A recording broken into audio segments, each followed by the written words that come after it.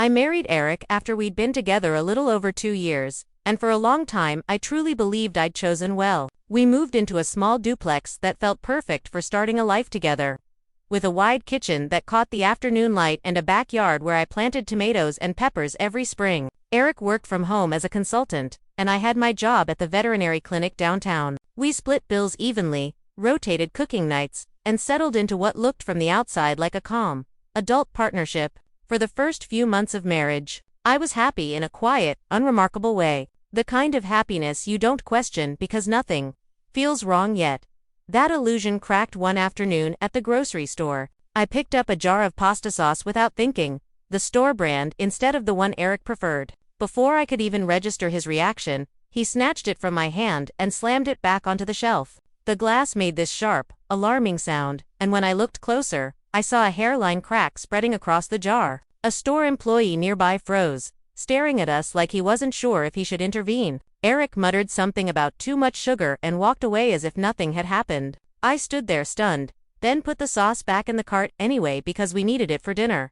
When we got home, Eric saw the jar in the grocery bag and wordlessly dropped it into the trash. He didn't yell or explain himself. He just made a sandwich, retreated to his office, and shut the door. That moment stuck with me in a way I couldn't quite explain. It felt small, almost silly, but something about how casually he'd done it made my stomach tighten. Over the next few weeks, that feeling only grew stronger as the outbursts became more frequent and more extreme.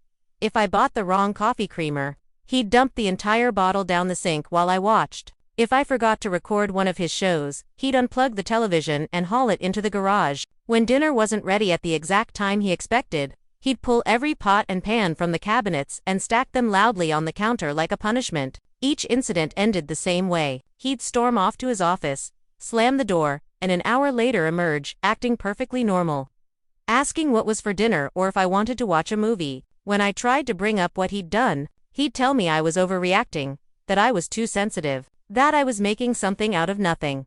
The worst night came after an emergency surgery at the clinic ran late. I walked through the front door exhausted, only to find every pillow and blanket from our bed shoved into the bathtub with the shower running full blast. The fabric was soaked and heavy, water spilling onto the bathroom floor. Eric stood there and told me that if I couldn't bother to come home on time, I didn't deserve a comfortable bed. That night I slept on the couch while he stretched out across our king-size mattress, completely I lay awake staring at the ceiling, feeling something inside me slowly erode. My friend Marissa kept urging me to leave, but I wasn't ready to give up yet. I wanted to believe this was something I could fix if I handled it the right way. I tried calm conversations, careful wording, gentle suggestions. Once, when I told him his behavior scared me, he threw his coffee mug at the wall. It didn't hit me, but it shattered close enough that I flinched. He laughed it off and said I was being dramatic about a little noise. When his mother, Helen, came to visit, I hoped she might see what was happening and help. Instead, she watched him flip the coffee table because I'd forgotten to buy his protein bars and shrugged it off with a smile,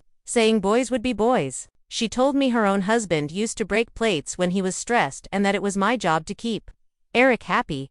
That was the moment something shifted in me. I realized no one was coming to save me, and no one was going to hold him accountable, so I stopped trying to be calm. I started matching him. When he threw the remote at the wall because a game buffered, I grabbed his gaming headset and hurled it out the back door into the garden. He spent an hour searching for it in the dark. When he dumped my expensive shampoo down the drain because I took too long in the shower, I swept his shelves of supplements and protein powder straight into the trash, burying them under old coffee grounds and leftovers. When he knocked all my makeup onto the bathroom floor because I'd left a hair in the sink, I went into his office and shoved everything off his desk. His laptop survived, but his coffee didn't. Eric didn't know how to handle this version of me. He'd throw a fit and pause, waiting for me to apologize or clean up, and instead I'd escalate. If he slammed a door, I slammed it harder. If he threw one book, I threw 3. He started calling me crazy, saying I was out of control. And I threw his own words back at him, telling him I was just expressing my feelings the way he always had. The house turned into a battleground. Every interaction charged and unpredictable. Everything came to a head during one of Eric's important work calls. I was in the kitchen making lunch when I accidentally dropped a pan. The noise was sharp but harmless, yet Eric burst out of his office screaming about how I'd ruined everything. Something in me snapped. I picked up every pan we owned and started dropping them one by one onto the floor. His laptop screen still showed his boss frozen mid-sentence, a tinny voice asking what was going on. Eric slammed the laptop shut and marched toward me, fists clenched. For a split second, I considered backing down like I always had. Instead, I stood there gripping a cast iron skillet, unmoving. He stopped a few feet away, breathing hard, and I saw something new in his eyes. Fear. He spun around and punched the hallway wall, his fist going straight through the drywall with a sickening crunch. Then he locked himself in his office. I stood there shaking, surrounded by scattered pans, realizing I had crossed into something I didn't know how to undo. I slowly put the skillet down on the counter once the office door slammed shut, my hands trembling so badly I had to grip the edge to steady myself. The kitchen floor looked like a disaster zone, metal scattered everywhere, and my heart was pounding so loudly I could hear it in my ears. I started picking the pans up one by one, stacking them back into the cabinet, trying to give myself something to focus on besides the adrenaline still racing through me. From behind the closed office door, I could hear Eric's voice, high and frantic, talking on the phone in a tone I'd never heard before.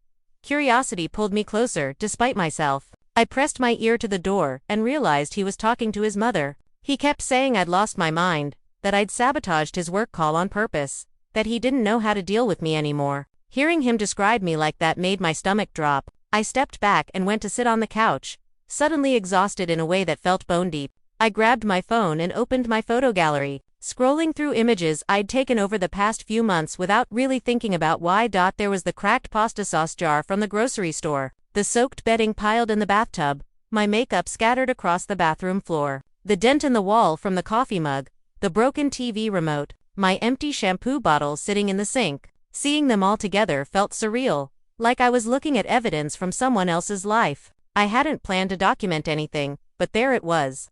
A silent record of every outburst and every excuse I'd made to myself.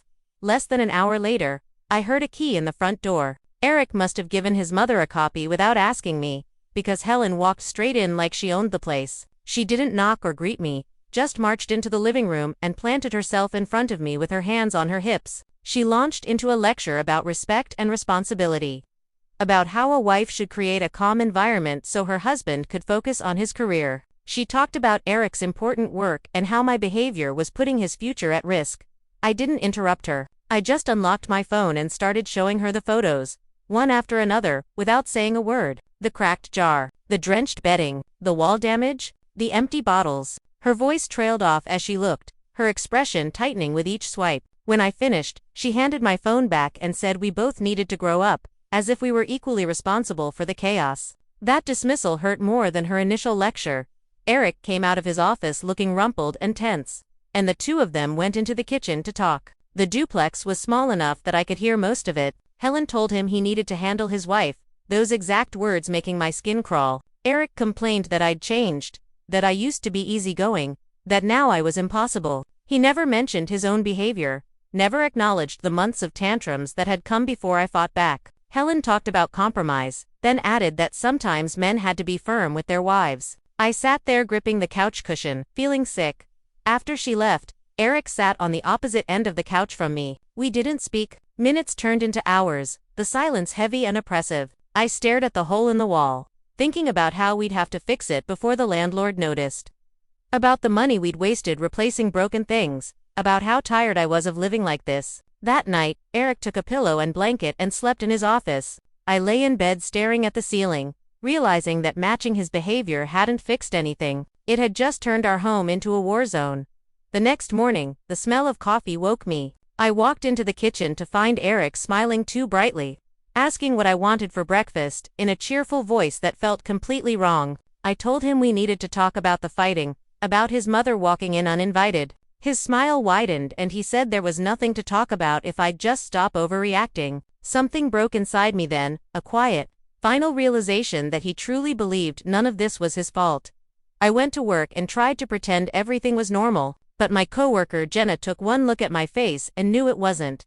She pulled me into the supply room, closed the door, and I fell apart. I told her everything, from the grocery store to the pans and the punched wall. She listened without interrupting and then gently said what I was describing sounded like abuse. I tried to argue, saying he'd never hit me, but she explained that destruction and control counted too. She asked if this was how I wanted to live forever. and I didn't have an answer. That evening, I came home to candles and takeout from my favorite restaurant arranged neatly on the table. Eric smiled like he'd done something heroic. I saw it for what it was immediately, a distraction, a bribe to pretend nothing had happened. I told him we needed couples therapy. He laughed and said therapy was for people with real problems. He said normal meant me not overreacting and him not having to walk on eggshells. When I pointed out the hole in the wall, he shrugged and said, lots of guys punched walls when they were mad. The next morning, I overheard him lying to his boss about construction noise causing the disruption. I listened as he made frantic damage control calls, his voice tight with stress. Later that day, the landlord showed up after neighbors complained. He saw the damage immediately and asked me directly if I felt safe. I froze and said I was fine, even though I wasn't sure it was true. When the landlord left, Eric exploded, blaming me for making him look bad. That night, I retreated to the guest room. Eric followed me in and wordlessly dragged the mattress out, telling me I could sleep on the floor or couch if I wanted space. That wasn't a tantrum, it was calculated punishment. I curled up on the couch, staring into the dark, realizing something fundamental had changed. The next day, another friend, Olivia, offered me her spare room, but I refused. I was tired of being the one who had to leave. Days passed in cold silence. We lived like hostile roommates, barely speaking, avoiding each other whenever possible. One night, I came home late to find new locks on Eric's office and the pantry. He said he was protecting his space and his food. Standing there hungry and exhausted, staring at a locked pantry, I realized how far this had gone. I went to the garage, grabbed my toolbox, and made a decision that would push us even further down this path. I didn't hesitate for long once the decision settled in my chest. I walked straight to Eric's office door, unscrewed the router from the wall, and unplugged the modem, wrapping the cords around both like I was packing them for a trip. The office door stayed locked the entire time. I carried everything out to my car, popped the trunk, and locked it before heading back inside. About 20 minutes later, Eric came storming out, yelling about the internet being down. I was sitting on the couch scrolling through my phone and told him calmly that the internet was fine, just stored somewhere safe. When he demanded to know where it was, I told him he could have it back when he unlocked the pantry.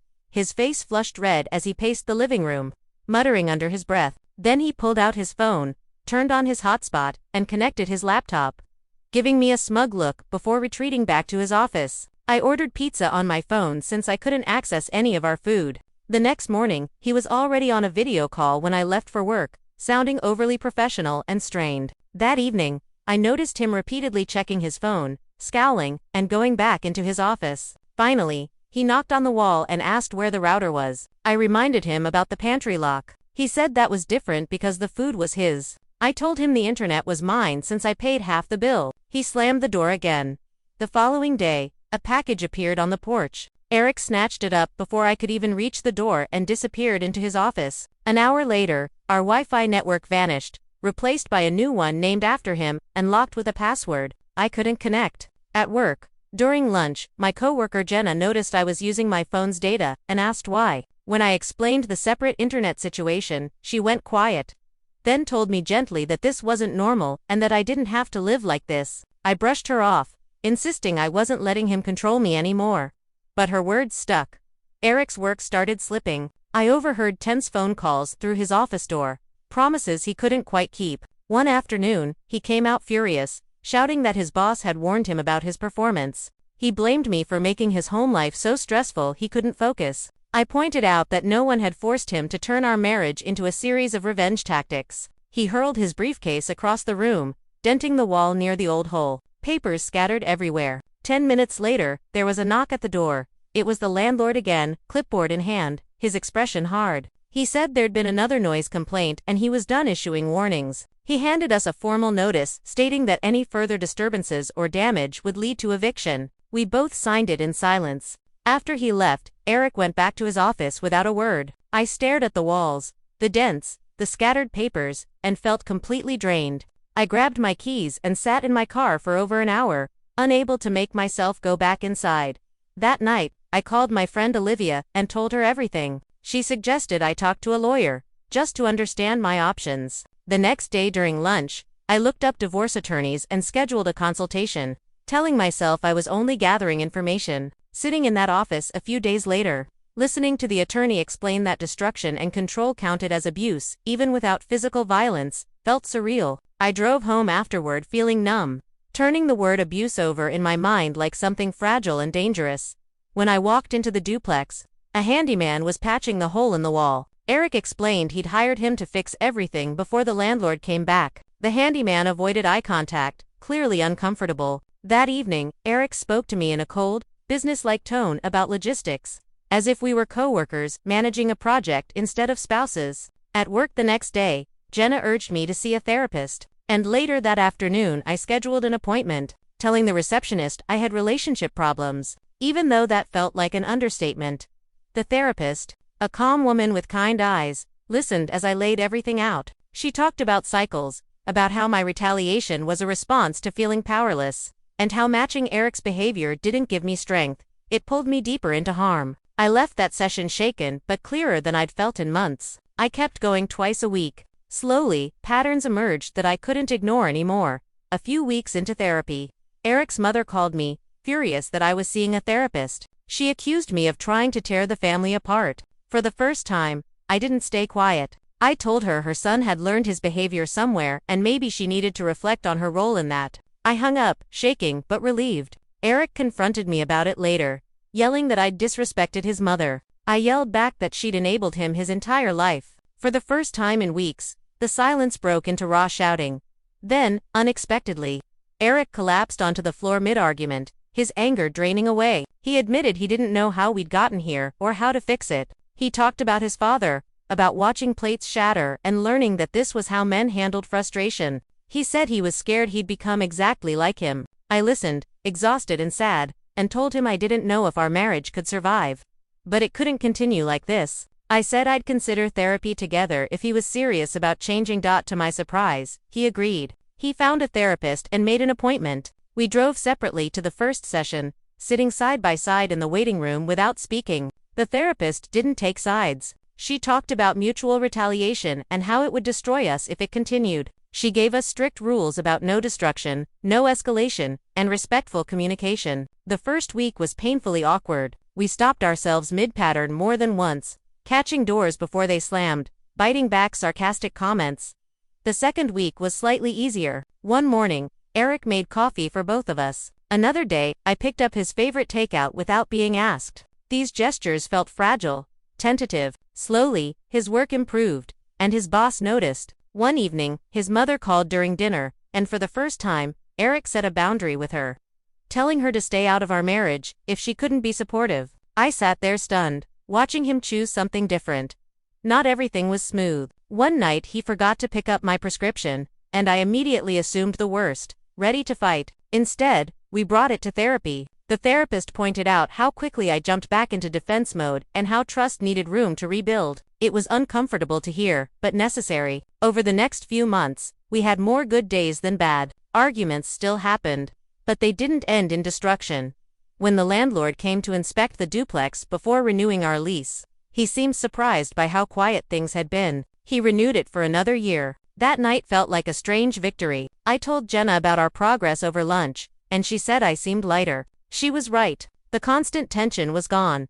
Spring returned, and the backyard garden was overgrown. One Saturday, Eric suggested we replant it together. We spent the afternoon digging, planting, and watering side by side. It felt almost normal. Therapy continued monthly, and we stayed vigilant. When Eric's mother visited again, she apologized, acknowledging her role in normalizing destructive behavior. I didn't forgive everything instantly, but it mattered. 6 months after the night with the pans. Our marriage isn't perfect, but it's different. We pause when we're angry. We talk. I still attend individual therapy to understand why I stayed so long and how to maintain boundaries. Eric goes to therapy to break patterns he learned as a child. We're not healed, but we're no longer at war. And for the first time in a long while, that feels like something real to build on. Therapy didn't magically erase what had happened, and that became clearer the longer we stayed consistent with it. Even as the calmer days started to outnumber the explosive ones, there was a constant undercurrent of caution running through me. I watched Eric closely without meaning to, noting how his shoulders tensed when work stressed him or how his jaw tightened when something small went wrong. I hated that part of myself, the part that stayed alert even during quiet moments, but I couldn't pretend it wasn't there. Trust wasn't something that snapped back into place just because we were trying harder at the same time. I could feel myself changing too. The instinct to retaliate still flared up when I felt dismissed or ignored. But therapy had given me enough awareness to pause before acting on it. There were moments when I caught myself standing in the kitchen gripping the counter, heart racing, choosing not to escalate. That choice felt exhausting, like holding a heavy door shut with my body, but it also felt different from before. I wasn't swallowing everything anymore, and I wasn't trying to prove a point through destruction. I was learning to sit with discomfort instead of lighting it on fire. Eric struggled in his own way. Some days he came home proud of himself for walking away from frustration instead of slamming doors. And other days he looked defeated, like he didn't trust his own progress. He admitted during one session that part of him was terrified I was only waiting for him to fail so I could justify leaving. Hearing that surprised me, because I'd been so focused on protecting myself that I hadn't considered how deeply insecure he felt too. It didn't excuse what he'd done, but it added another layer of understanding that made the work feel more real. There were setbacks that tested both of us. One weekend, Eric's workload exploded unexpectedly, deadlines stacking up in a way that reminded me of the months when everything fell apart. He started pacing again, talking faster, snapping at small interruptions. I felt that familiar tightening in my chest, the urge to either shut down or strike back. Instead, I told him I was stepping out for a walk because the tension was getting to me. I half expected him to mock me for it. Instead, he nodded stiffly and said he understood. I cried the entire walk, not because of what he did, but because of how close it felt to going wrong again. My individual therapy sessions became a place where I could unpack that fear without minimizing it. My therapist helped me separate hope from obligation, reminding me that choosing to stay and work on the marriage didn't mean I was trapped. She pushed me to imagine what my life would look like if things improved and also what it would look like if they didn't.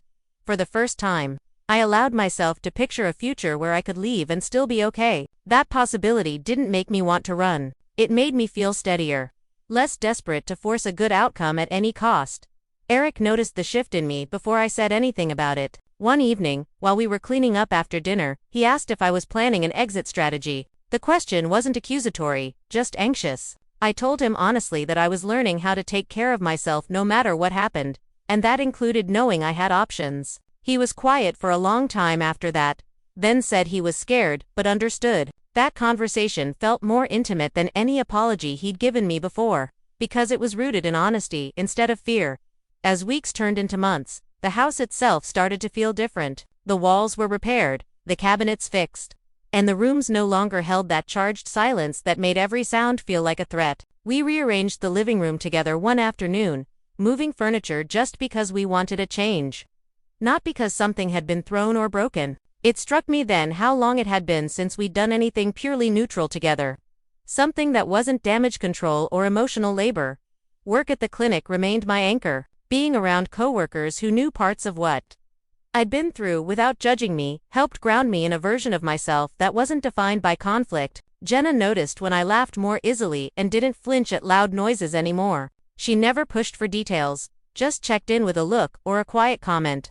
And that steady presence mattered more than she probably realized. I stopped feeling like I was living a double life, pretending everything was fine in one place, while unraveling in another. Eric's relationship with his mother continued to shift in uneven ways. After her apology, she tried to be more careful, but old habits died slowly. There were moments when she slipped into passive comments about how relationships used to work, or how women were stronger when they were more accommodating. Each time, Eric corrected her, sometimes awkwardly, sometimes firmly. Watching him do that didn't erase the damage, but it showed effort in a place I'd never seen it before. It also reinforced that change wasn't just about us as a couple, but about unlearning patterns that ran deeper than either of us wanted to admit. Not every boundary conversation went smoothly. There were nights when we left therapy feeling raw and disconnected, replaying each other's words in our heads instead of reaching out. During one of those stretches, I slept on the couch by choice. Not because I was being punished, but because I needed space. Eric respected that without comment, and that simple respect felt monumental compared to where we'd been. The couch no longer felt like exile. It felt like a choice I was allowed to make. I began tending to the backyard garden again on my own, pulling weeds and trimming dead growth while listening to podcasts through my headphones. The physical work was grounding, A reminder that care didn't always have to be loud or dramatic to be meaningful. Sometimes Eric joined me. Sometimes he didn't, and either way felt okay. The plants started to recover slowly, green pushing through soil that had been neglected for too long. I found myself using that image often in my own mind, not as a symbol of our marriage exactly, but of my own resilience. There was one evening that crystallized how much had changed and how much still needed attention. Eric came home frustrated after a meeting that hadn't gone well and raised his voice while venting. I felt the old spark ignite, the urge to raise mine louder, to reclaim power through volume. Instead, I told him calmly that I was willing to listen, but not if he yelled at me. He stopped mid-sentence, visibly struggling, then apologized and tried again in a quieter tone. We talked it through without anything breaking, without either of us storming off. When it was over, I went into the bathroom and cried, not from fear, but from relief. That relief didn't mean I let my guard down completely. I kept my appointment with the lawyer's office on my calendar, not because I planned to go back, but because having it there reminded me that staying was a choice I was actively making. My therapist supported that, saying empowerment wasn't about pretending the past hadn't happened, but about ensuring it didn't dictate my future. For the first time, I felt like I was standing on my own feet, inside the relationship instead of clinging to it out of fear. As summer approached, Eric suggested we take a short weekend trip. Nothing extravagant, just a change of scenery. The idea scared me more than I expected. Being away from home, away from familiar routines and exits, triggered anxiety I hadn't fully acknowledged. I told him that, and instead of pushing, he suggested we plan it together, slowly, or postpone it entirely. We ended up booking a single night at a nearby town, close enough that leaving early wouldn't feel like failure. That compromise mattered. The trip itself was quiet and uneventful in the best way. We walked through small shops, shared a meal, and went to bed without tension hanging in the air. I slept lightly, but I slept. In the morning, we had coffee on a balcony overlooking a street that wasn't ours. And for a brief moment, life felt uncomplicated. I didn't mistake that for a guarantee of anything. I just let myself experience it without suspicion. By the time we drove home, I knew I wasn't healed, and neither was Eric. But I also knew I wasn't lost anymore. I had language for what I felt, boundaries I could name, and support that didn't depend on keeping the peace at my own expense. Whatever happened next, I wasn't the same person who had stood frozen in a grocery store aisle months earlier, and that knowledge settled into me quietly, steady and unshakable, as something I could carry forward no matter what came next. The months that followed didn't bring a dramatic turning point or a single moment where everything felt resolved. Instead, progress showed up in quieter ways that were easy to overlook if I wasn't paying attention. Mornings became calmer. We moved around the kitchen without bracing for impact, without reading tension into every sound. Eric still worked from home, still dealt with stress and deadlines. But the house no longer felt like it was holding its breath along with him. I noticed I wasn't waking up already exhausted, mentally preparing myself for conflict before my feet even hit the floor. I stayed in individual therapy, even when things seemed better, because I didn't want to lose the clarity I'd gained. My therapist helped me unpack why I'd equated endurance with love for so long, why it had felt safer to match chaos than to walk away from it. We talked a lot about boundaries, not just the act of setting them, but the emotional work of believing I was allowed to have them. That part was harder than I expected. It meant confronting how much of myself I'd given up trying to keep things stable. Eric started his own individual sessions around the same time. He didn't talk much about them at first, just mentioned topics they'd covered or exercises his therapist gave him. Over time, he opened up more, admitting how uncomfortable it was to look at his childhood honestly instead of dismissing it as normal. He told me how hard it was to accept that the behavior he'd grown up around had shaped him in ways that hurt both of us. Hearing him say that didn't erase the past, but it made the present feel less fragile. We still argued. That never completely went away. The difference was that arguments no longer felt like threats. When voices rose, one of us would call a pause, and the other would actually respect it. There were times we both slipped, snapping or assuming the worst, but we caught it faster. Repair happened sooner. Apologies sounded less defensive and more sincere. I learned to listen without immediately preparing a counterattack, and Eric learned to express frustration without turning it into punishment. The house continued to change in small, meaningful ways. We replaced a few pieces of furniture that carried too much history, not because they were broken, but because they reminded us of a version of ourselves we didn't want to live with anymore. We donated things instead of throwing them out in anger. We cooked together again, Awkward at first, then more naturally. I found myself humming while chopping vegetables. Something I hadn't done in a long time. The garden became my quiet marker of progress. The tomatoes and peppers didn't all survive, but enough did that by late summer, I was bringing bowls of produce inside again. Eric helped without being asked, watering plants when I worked late or pulling weeds on weekends. Sometimes we worked side by side in silence, dirt under our nails, the kind of silence that felt peaceful instead of loaded. I realized how much I'd missed that version of calm. The kind that didn't require constant vigilance. There were moments when fear still crept in unexpectedly. A slammed car door outside would make my chest tighten. A raised voice on television could pull me right back into old feelings before I consciously reminded myself I was safe. Instead of ignoring those reactions, I started acknowledging them. Eric noticed too. When it happened, he'd ask if I was okay, not defensively, just checking in. That awareness mattered more than any promise he could make. My friendships deepened during that time. Jenna and Olivia stayed close, not hovering, but present. They celebrated my progress without pressuring me to frame it as a success story. They understood that growth didn't automatically mean staying or leaving, just becoming more honest with myself. That support grounded me in a reality outside my marriage, one where my worth wasn't tied to how well I managed someone else's emotions.